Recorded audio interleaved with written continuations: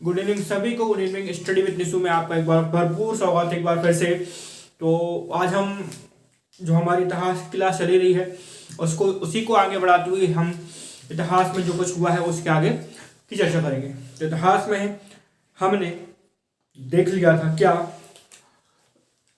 जो मौर्य वंश है अशोक की शासन व्यवस्था, सामाजिक व्यवस्था, आर्थिक व्यवस्था, प्रशासनिक व्यवस्था, राजनीतिक व्यवस्था, धार्मिक व्यवस्था और मौर्य कला। प्रीवियस जो हमारा लेक्चर है उसमें हमने ये सब चीजों को डिस्कस किया था। तो आज हम क्या करेंगे कि मौर्य उत्तर काल में जितने भी विदेशी आक्रमण हुए हैं उनको हम आज देख लेंगे। तो जब मौर्य वंश समाप्ति की ओर था और समाप्त हो गया था, तो वहीं क्या है, बहुत से विदेशियों ने, जो विदेशी आक्रमक हैं, उन्होंने क्या है आक्रमण किया था। तो इन विदेशी आक्रमणों में अगर हम सबसे पहले चर्चा करें तो हम बात करेंगे किसकी, जो यूनानी है, जो यवन है, हिंद यवन है, उसके बाद शाक है, उसके बाद करें पहलव है, उसके बाद अगर हम बात करें कुषाण है। तो ये चार विदेशी आक्रमण हुए थे किसके काल में, मौर्य उत्तर काल में। किसके, मौर्य उत्तर काल में। तो सबसे पहले अगर हम बात करें, सबसे पहले देखना यवन और हिंद यवन दोनों में बहुत अंतर है। अगर हम बात करें किसकी, यवन और हिंद यवन में अंतर है और हिंद यवन में अंतर है। तो सबसे पहले अगर हम बात करें कि यवन का आक्रमण कब हुआ था और हिंद यवन का आक्रमण कब हुआ था, तो हम अगर बात करें किसकी, यवन की, तो यवन का आक्रमण कब हुआ था, यवन का आक्रमण हुआ था 326 ईसा पूर्व। और किसने किया था ये, सिकंदर ने। किसने, सिकंदर ने किया था। किसका शासन था इस समय किसका, घनानंद का शासन था। किसका, घनानंद का शासन था। तो ये यवन का आक्रमण था। क्या था ये, यवन का आक्रमण था। तो कैसे फिर उसके बाद हिंद यवन का शासन होता है, हम ये देखेंगे। सबसे पहले हम ये देखना है कि बिल्कुल इतिहास को क्या है, आप धैर्य पूर्वक ही सीख सकते हैं। कड़ी बाई कड़ी अगर आप उसको जोड़ोगे तो बहुत अच्छा आपको समझ में आएगा। अगर आप लिंक नहीं करोगे एक कड़ी को दूसरी कड़ी से, तो आपको इतिहास क्या है, बोझ लगने लगेगा और सिर से ऊपर से चला जाएगा क्या, इतिहास। तो धैर्य पूर्वक कड़ी से कड़ी मिला के हम इसको अगर कनेक्ट करेंगे तो इतिहास एक बहुत अच्छा सब्जेक्ट है, रोचक सब्जेक्ट है, जानने योग्य सब्जेक्ट है। तो कड़ी से बस कड़ी हमें मिलाकर चलना है। तो वही मैं कड़ी जोड़ने की क्या है आपको कोशिश कर रहा हूं कि जिस प्रकार से हम देखें कि यवन का एक रूपरेखा मैं आपको बना रहा हूं, एक रूपरेखा के रूप में आपको तैयार कर रहा हूं कि किस प्रकार से विदेशियों का आक्रमण हमारे मौर्य उत्तर काल में हुआ। तो सबसे पहले विदेशी आक्रमण कब हुआ था, 326 ईसा पूर्व में सिकंदर ने किया था, जो कि वो किसके, घनानंद के शासनकाल जब चल रहा था। तो अब जब देखना आप कि जब सिकंदर आक्रमण करता है तो क्या है, वो पश्चिम की जो पश्चिम भारत का इलाका है, सिंध, पंजाब और यहां हम माने अफगानिस्तान का जो इलाका है, इस यहां पर क्या है, इसको जीत कर कौन, सिकंदर, पश्चिम और सिंध और अफगानिस्तान वाला इलाका, तो ये पश्चिम भाग को जीत कर भारत के जीत लेता है। इस पे क्या है, ये जो भाग है वो जीत लेता है कौन सा, ये पश्चिम वाले भाग पर अकबर क्या है, जो हमारा सिकंदर है वो कब्जा कर लेता है सिंध, पंजाब और अफगानिस्तान वाले क्षेत्र पे, ये भारत का पश्चिम भाग पर। तो इनको जीत के क्या कहता है, इनके अधीन जो यहाँ पर ये राज करते थे, कौन, पश्चिम में, इनको क्या कहा दिया उसने, छत्रप। इनको क्या कहा, छत्रप। तो छत्रप किसके अधीन आगा भाई, सिकंदर के। किसके अधीन, सिकंदर के। किसके अधीन, सिकंदर के। बाद में जब सिकंदर की क्या है बेबीलोन में मृत्यु हुई, उसके बाद इन क्षत्रकों ने पश्चिम पश्चिम भारत पर, सिंध पंजाब में, अफगानिस्तान पर क्या है कब्जा कर लिया। ठीक है, कब्जा कर लिया। अब हम वही बात करते हैं, जब मगध पर शासन चेंज हुआ, मगध पर शासन चेंज हुआ, किसका शासन आया, किसका शासन आया, चंद्रगुप्त मौर्य का। किसका शासन आया, चंद्रगुप्त मौर्य का। तो चंद्रगुप्त मौर्य का जब शासन आया तो ये चंद्रगुप्त मौर्य ने ये सारे जो क्षत्रप हैं, सारे क्षत्रप हैं, ये जो पंजाब, सिंध और भारत के पश्चिमी भाग पर जितने भी ये क्षत्रप थे, जो जो क्या है सिकंदर के बदले में ये राज कर रहे थे, उनको सब क्या है भारत से भगा दिया, भारत से भगा दिया। तो भगा दिया तो ये लोग क्या है, जो अफगानिस्तान वाली सीमा है वहां पर जाके रहने लगे। तो वहां पर रहने लगे, इनको क्या कहा जाने लगा, इनको बैक्टीरिया, क्या बैक्टीरिया या कहा जाने लगा।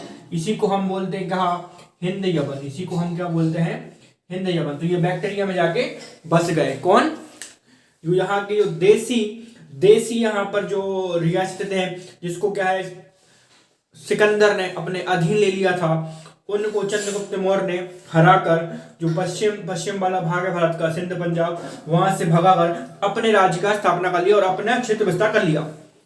ठीक है, यहां तक आपको समझ में आया। अब हम आगे बढ़ते हैं। जब चंद्रगुप्त मौर्य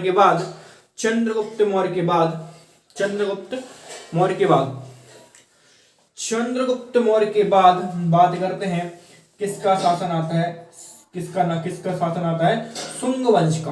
किसका, शुंग वंश। किसका शासन आता है, शुंग वंश। तो शुंग वंश का शासक आता है।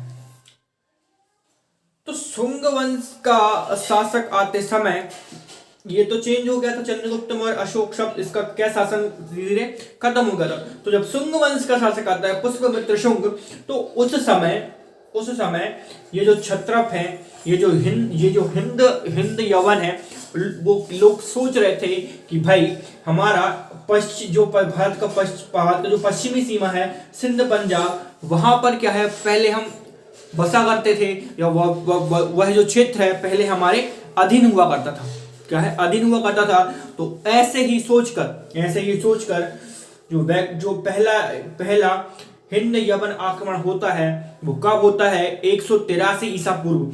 कब होता है, 183 ईसा पूर्व। कब होता है, 183 ईसा पूर्व, 183 ईसा पूर्व होता है। जो कि कौन करता है,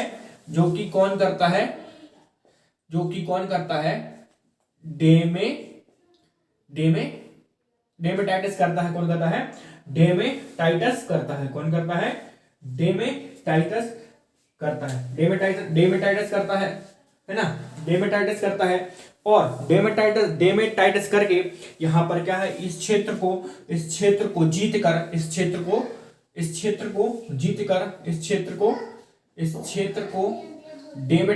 डेमेटाइटस करता है, और इस क्षेत्र को जीतकर अपनी राजधानी किसको बनाता है, साकाल, या इसी को हम कहते हैं क्या, सियालकोट। क्या कहते हैं हम, इसी को हम कहते हैं सियालकोट, जो कि क्या है वो अब पाकिस्तान के इलाके में है, जिसको कहते हैं हम क्या, सियालकोट।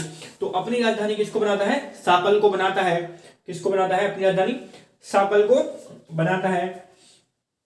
और जब डेमेटाइटस आक्रमण करता है तो इसकी पुष्टि हमें कौन देता है, तो इसकी पुष्टि हमें किससे मिलती है, इसकी पुष्टि हमें मिलती है किसके से, पतंजलि के महाभाष्य से। किससे मिलती है, पतंजलि के महाभाष्य से मिलती है, गार्गी संहिता से मिलती है, मालवी का निमंत्रण से मिलती है ना। उसके बाद हम बात करें, इसकी अगर हम बात करें, जिस समय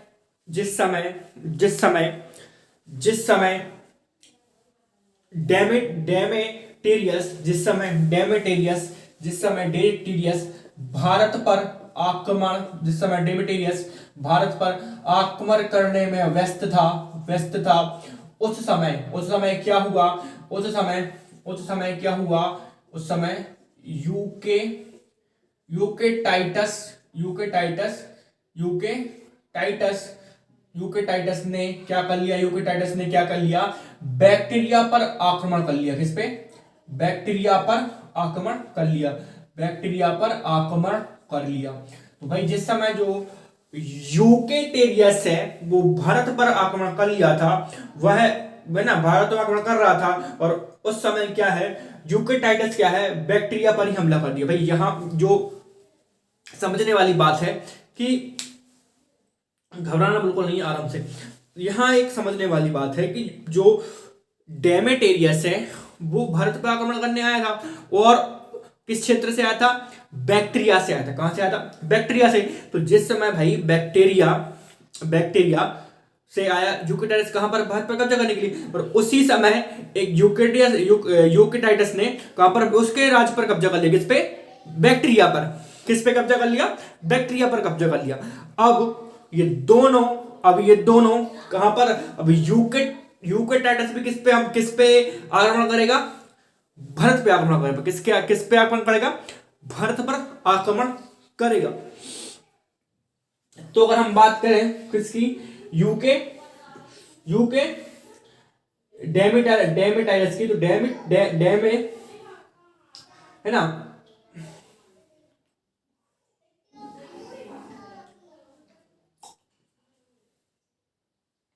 तो जो हमारा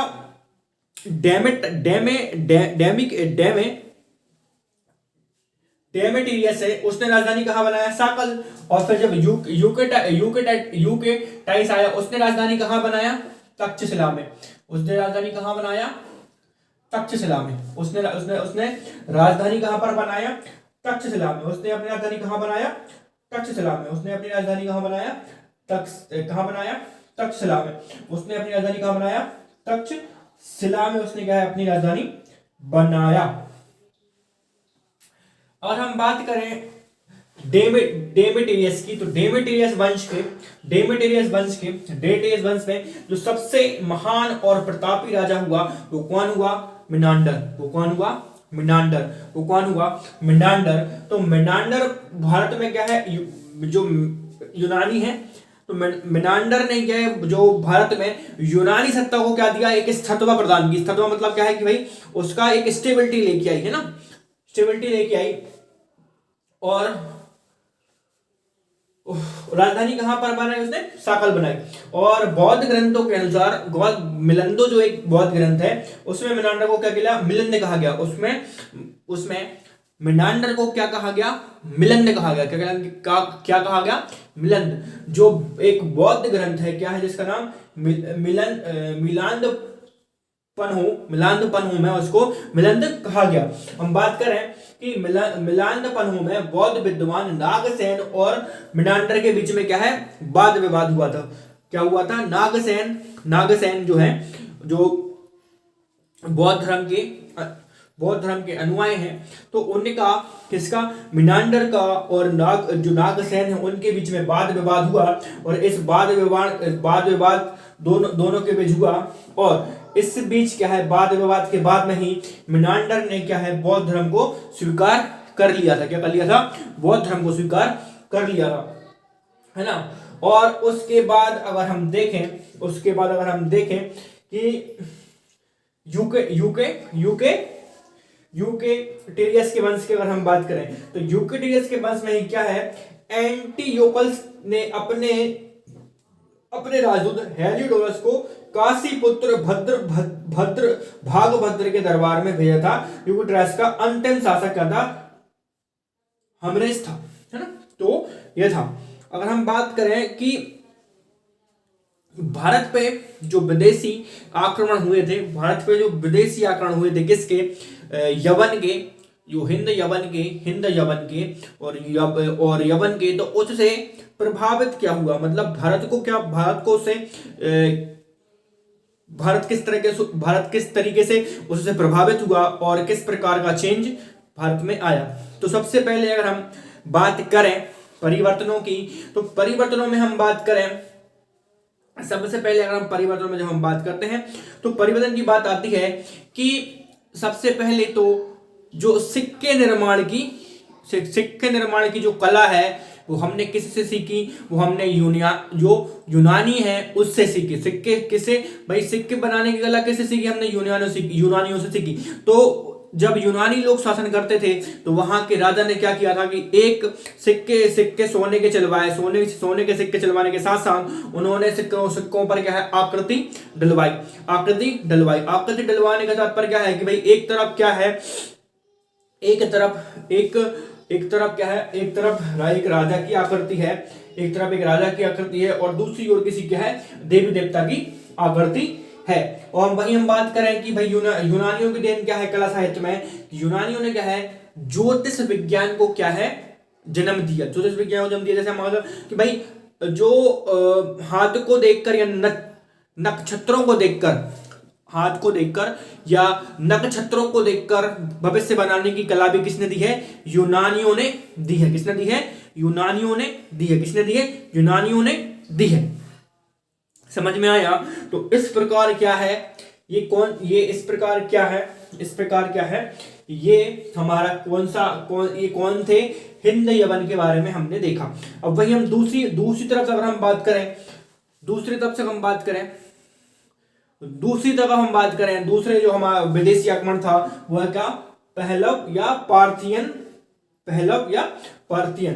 तो अगर हम पार्थियन में देखें तो भारत में शासन करने वाला प्रथम शासक माउस था। जो पहलव है, जो पार्थियन है, जो प्रथम शासक उसका कौन था? माउस था। उसका प्रथम शासक कौन था? माउस था। और पहला वंश का शक्तिशाली शासक गांडो फर्नेस था। किसका? तो गांडो फर्नेस था। इसके शासनकाल में क्या हुआ था कि प्रथम ईसाई प्रचारक सेंट थॉमस भारत आया था। किसके शासनकाल में? गांडो फर्नेस के शासनकाल में ही क्या है एक ईसाई प्रचारक भारत में आया था। उसका नाम क्या था? Saint Thomas. और सेंट थॉमस की मद्रास के समीप गयालपुर में नामक स्थान पर उसकी हत्या कर दी थी। किसकी? सेंट थॉमस की।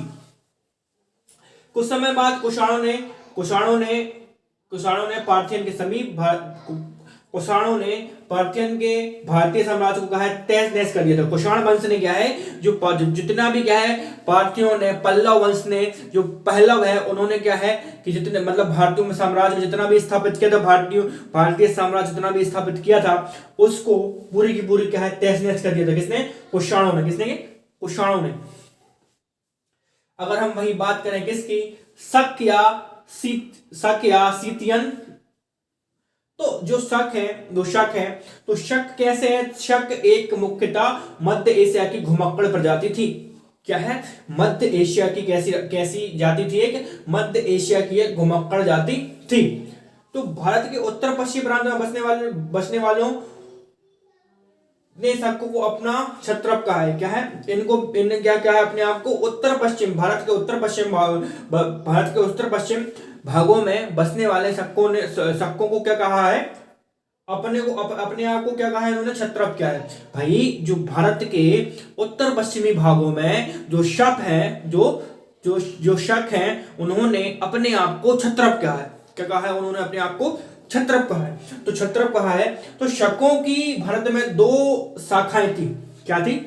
शकों में जो भारत में शकों की दो शाखाएं थी। क्या थी? दो शाखाएं थी। तो सबसे पहले अगर हम बात करें तो मथुरा के उत्तरी के क्षत्रप। किसके? मथुरा के जो उत्तरी क्षत्रप है वो। और दूसरी तरफ बात करें नासिक और उज्जैन के पश्चिमी क्षत्रप।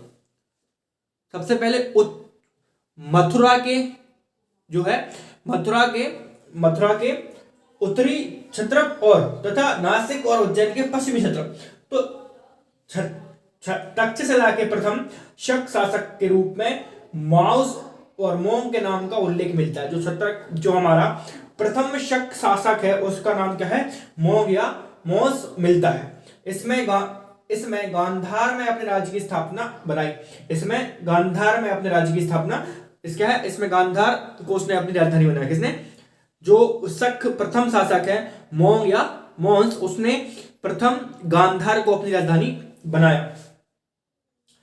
नासिक में शासन करने वाला प्रथम शक राजा क्षहरत वंश का राजा भूषक था।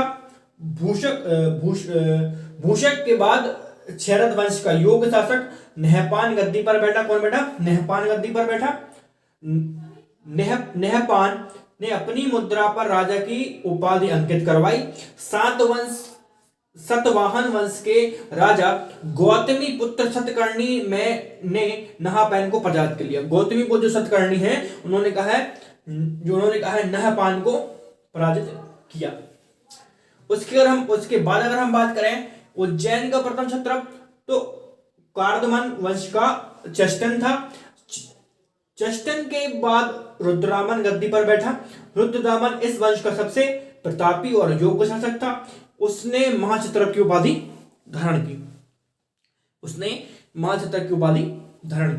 वहीं बात करें किसकी? रुद्रदामन के बारे में विस्तृत जानकारी कहां से मिलती है? रुद्रदामन के बारे में हमें विस्तृत जानकारी किससे मिलती है? किससे मिलती है? संस्कृत भाषा में लिखवाया गया प्रथम अभिलेख जूनागढ़ में स्थित है।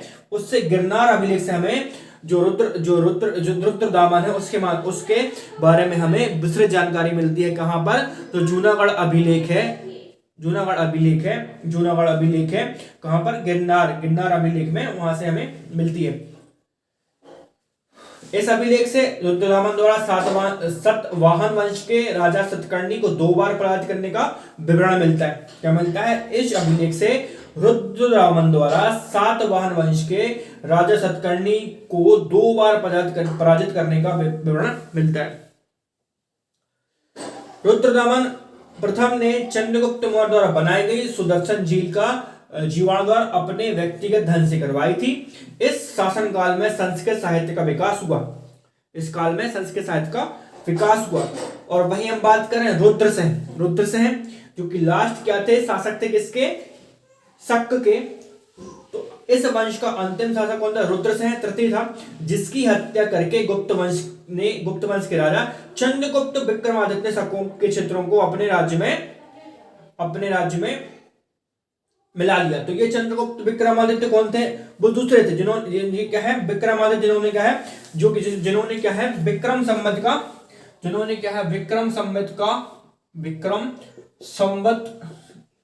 का निर्माण कराया। कब? 57 ईसा पूर्व में। तो इसके बाद बचते हैं कौन?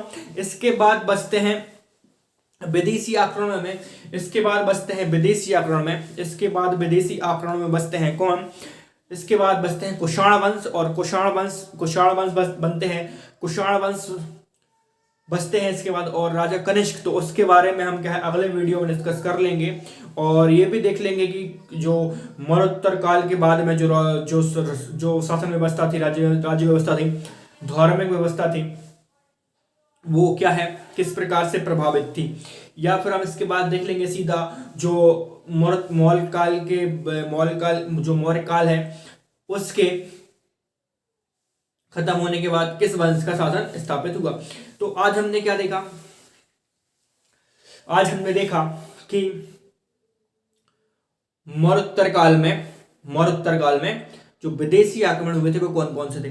पहला आक्रमण हुआ था कौन? पहला अगर आक्रमण की हम बात करें तो पहला देखो, हिंद यवन अलग है और यवन अलग है ना। तो यवन आक्रमण, हिंद यवन आक्रमण। और कौन सा आक्रमण हुआ था भाई? और कौन सा आक्रमण हुआ था? पार्थियन, पल्लव और शक। तो आज हमने ये 4 आक्रमण देखे। इन 4 आक्रमण की हम बात करें तो सबसे पहले किसके समय? नंद वंश के समय किसका आक्रमण हुआ था? नंद वंश के समय सिकंदर का आक्रमण हुआ था। 326 ईसा पूर्व में हुआ था। ठीक, सिकंदर का आक्रमण, ये था पहला आक्रमण। वहीं हम बात करें तो सिकंदर ने क्या है, भारत के पश्चिम क्षेत्र को जीतकर, जो कि सिंध प्रांत और अफगानिस्तान वाला जो इलाका है उसको जीत कर क्या है, वहां के जितने राजा थे, वहां के जितने राज्य थे, छोटे छोटे राज्य थे, उनको अपने अधीन कर लिया था। और फिर वो सिकंदर के अधीन हो गए थे। ठीक, उसके बाद फिर क्या होता है कि धीरे धीरे क्या है, जब इन क्षेत्रों पर क्या है अधिकार किसका हो जाता है, जो क्षत्रप थे उनका हो जाता है। फिर जब चंद्रगुप्त मौर्य का शासन आता है, तो जब फिर चंद्रगुप्त मौर्य अपने राज्य की सीमाओं का विस्तार करते हैं, तो ये जो भारत का पश्चिम भाग है, उनको वहां से क्या है, इन क्षत्रपों को हटाकर अपने राज्य का विस्तार कर लेते हैं। तो ये क्षत्रप जो है, जो सिकंदर के अधीन थे, वो भागकर कहां चले जाते हैं, कहां पर, भारत के पश्चिम भाग की सीमा, जो कि क्या है, बैक्ट्रिया कहलाती है, जो कि क्या है, बैक्ट्रिया नगर कहलाता है, जो कि क्या है, बैक्ट्रिया नगर कहलाता है। वहां पर ये लोग बस जाते हैं, ठीक। पर जिन्हें जैसे ही पता चलता है कि जहां पर क्या है, चंद्रगुप्त को जहां पर क्या है, मौर्य काल समाप्त हो जाता है, शुंग वंश की स्थापना हो जाती है, तो फिर इनको याद आ जाता है कि कहीं ना कहीं भारत के पश्चिमी सीमाओं पर उनका शासन काल था और वहां पर कभी उन्होंने शासन किया था। तो इसी मंशा को मन में रखते हुए बैक्ट्रियस के प्रथम शासक डेमेटेरियस भारत पर हमला करता है। कब? 183 ईसा पूर्व में, 183 ईसा पूर्व में वो हमला करता है। और जिस समय वो भारत में हमला करने में व्यस्त होता है, वहीं पर क्या है, यूके टाइटस उसके ही क्षेत्र पर बैक्टीरिया पर क्या है, हमला कर देता है। तो यहाँ पर क्या है, वो बिजी होता है भारत में। तो यहाँ पर क्या है, सबसे पहले 183 में हमला करता है भारत में। तो सबसे पहले क्या है, जो साकल है उसको अपनी राजधानी बनाता है ना, क्या है, अपनी राजधानी बनाता है। और इसी का ये वंश का कौन है, मिनांडर। इसी का वंश का कौन है, मिनांडर। कौन, किसी का वंश का, डेमेटाइटस का ही क्या है, वंश का कौन है, शासक मिनांडर। तो मिनांडर भी क्या है, फिर बाद में वो बौद्ध धर्म स्थापित कर लेता है। तो इसी प्रकार से क्या है, हमने ये सारे के सारे की क्या है, हमने शासन देख लिए। तो अगले वीडियो में हम क्या करेंगे, अगले वीडियो में हम करेंगे क्या, अगले वीडियो में हम जो मौर्य काल के बाद जो दूसरा शासन है उसके बारे में हम क्या है, डिस्कस कर लेंगे। तो तब तक के लिए देखते रहिए स्टडी विद निशु, और जय हिंद जय भारत।